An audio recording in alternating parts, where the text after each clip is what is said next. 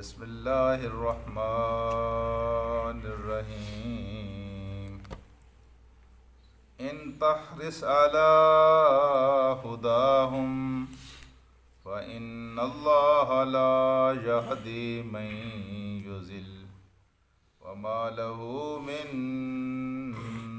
ناصرین صدق اللہ العلی العظیم۔ رفقائے محترم، اردو زبان کا ہے کہ پسند اپنی اپنی، نصیب اپنا اپنا۔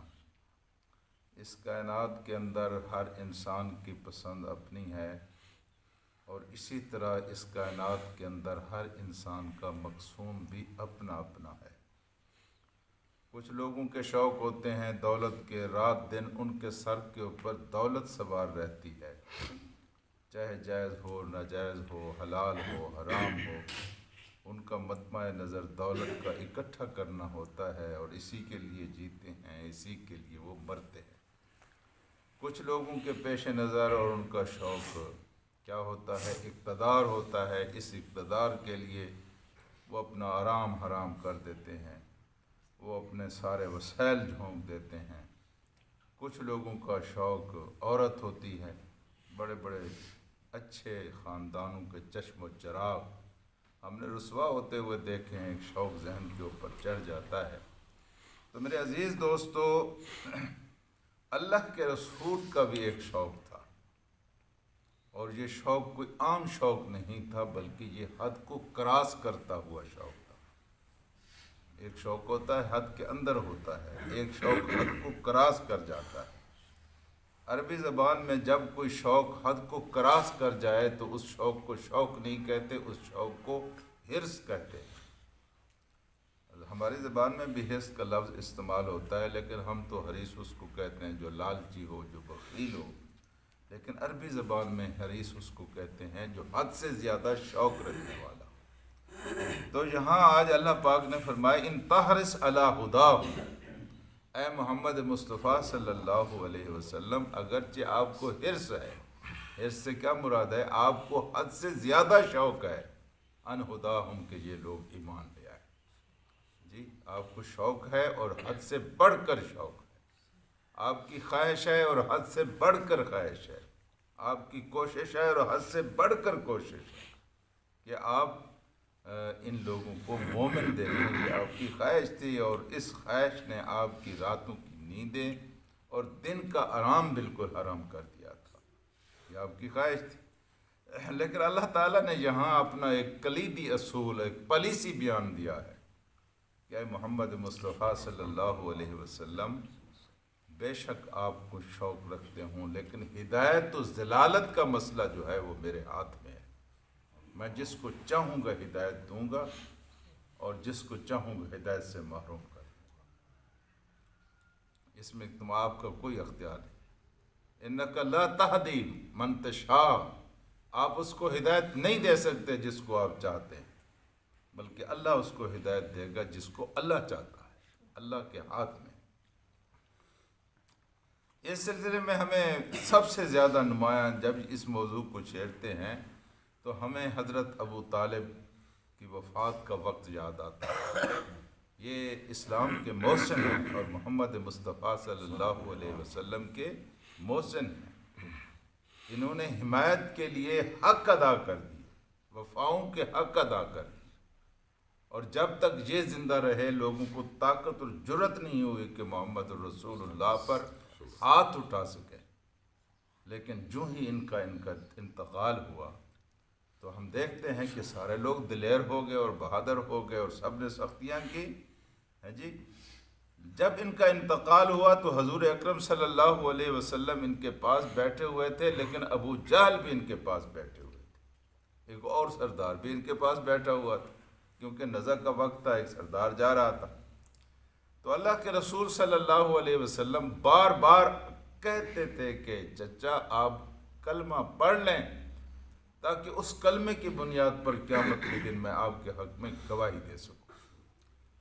جو ہی آپ یہ بات کہتے تو ابو جہل کہتا تھا تو عبد المطلب کے دین کو چھوڑ دے گا، جی تو مرتے وقت چھوڑ دے گا، اور ایک روایت میں یہ آتا ہے کہ انہوں نے کہا دل میرا کرتا ہے لیکن لوگ کیا کہیں گے کہ موت کے ڈر کی وجہ سے اس نے آخر میں کلمہ پڑھ لیا ہے، اپنے عبد المطلب کے دین کو چھوڑ دیا ہے۔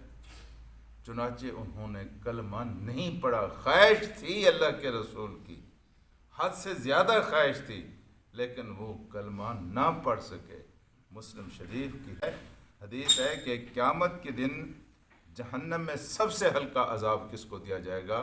یہ حضرت ابو طالب کو دیا جائے گا، اور ہلکے عذاب کی صورت یہ ہوگی کہ ان کے پاؤں میں آگ کا جوتا پہنایا جائے گا جس کی وجہ سے ان کا دماغ کھول رہا ہو۔ تو حضرت ابو طالب کی وفات کے بعد ایک روایت میں یہ بھی آتا ہے کہ ابو لہب بھی حضور کریم صلی اللہ علیہ وسلم کی حمایت کے لیے میدان میں اتر آئے، اور انہوں نے ان کی وفات کے بعد آپ کی سرپرستی شروع کر دی۔ انہوں نے کہا کہ میں ان کو اس طرح نہیں چھوڑ سکتا۔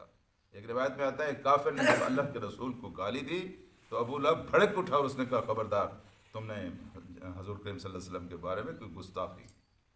لیکن ابو جہل کو اس بات کی سخت تشویش ہوئی کہ ایک اور سردار چلا گیا ہمارے ہاتھ سے، تو اس نے 2 آدمی بھیجے اور ان سے جا کر کہا کہ تم محمد رسول اللہ کی حمایت تو کرتے ہو، ذرا اس سے پوچھ کر تو آؤ کہ عبد المطلب کے بارے میں اس کا کیا خیال ہے۔ تو جب اللہ کے رسول سے پوچھا گیا، یہ بڑا نازک وقت تھا، اور ایسے موقع بڑے نازک موقع ہوتے ہیں کہ جب بہت بڑی حمایت کے محروم ہو جانے کا انسان کو خطرہ پیدا ہو تو انسان لے تو لار سے کام لیتا ہے، کوئی لگی لپٹی کہتا ہے یا زومانی بات کہتا ہے، لیکن اللہ کے رسول نے 2 ٹوک انداز میں کہا جو بھی عبد المطلب کے دین پر مرا یا اس دین پر مرا اس کا انجام وہی ہوگا جو کافروں کا انجام ہوتا ہے۔ تو پھر اس بات کو سن کر ابو لہب پیچھے ہٹ گیا، بلکہ پہلے سے زیادہ آپ کا مخالف ہو گیا، اور پھر اس نے آپ کو تکلیفیں بھی دی اور آپ کو اذیتیں بھی دی۔ تو میرے دوستو، یہاں اللہ پاک نے فرمایا ہے کہ وَإِن تَحْرِصْ، اگرچہ آپ کو حرص ہے، حد سے بڑا ہوا آپ کا شوق ہے، آپ چاہتے ہیں عَلَىٰ هُدَاهُمْ کہ ان کو ہدایت مل جائے، ان کی ہدایت کا آپ کو شوق ہے، آپ کو شوق ہے، اور حد سے بڑا ہوا شوق ہے، ایسا شوق جس نے آپ کی نیندیں حرام کر دیکھی۔ یعنی آپ کو شوق، آپ دیکھ رہے تھے کہ لوگ جہنم میں جا رہے ہیں، دوسری طرف خدا کا عذاب دروازے پر آ کر کنڈی کھٹکھٹا رہا ہے، دستک دے رہا ہے، تو آپ بہت اس سلسلے میں بہت پریشان بھی تھے اور آپ کی خواہش بھی تھی۔ وَإِنَّ اللَّهَ لَا يَهْدِي مَن يُضِلُّ، بے شک اللہ تبارک و تعالیٰ ہدایت نہیں دیتا من یضل، جس کو وہ گمراہ کرتا ہے۔ کوئی دوسرا ایسا نہیں ہے جس کو اللہ گمراہ کرے اور اس کو وہ ہدایت دے دے۔ محمد رسول اللہ سے بڑا کون ہو سکتا ہے جی؟ کوئی دوسرا کہے کہ میں، کوئی ایسا نہیں ہے۔